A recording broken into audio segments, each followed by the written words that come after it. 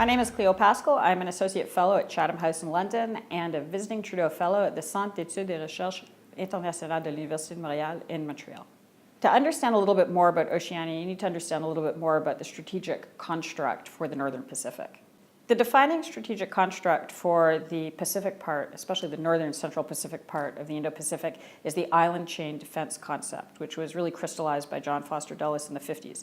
And the idea is that there are these three lines of islands that form a defensive barrier between China and the West. And so if you want to contain China, you need to control these three chains of islands. And the first chain of islands is particularly hot right now. That's kind of the South China Sea, East China Sea area.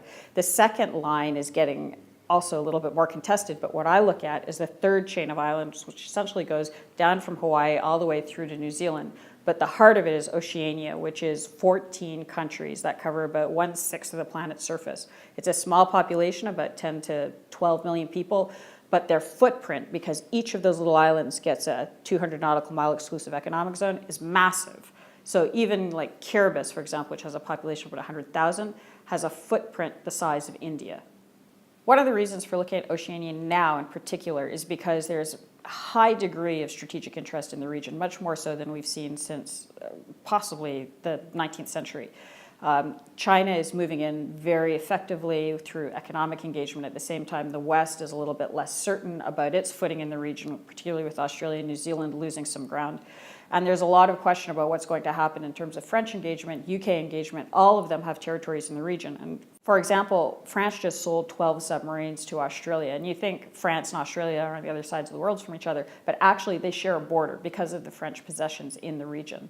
So you're starting to get real new strategic engagement and interest from all sorts of players, and it's a highly, highly important economic and strategic zone.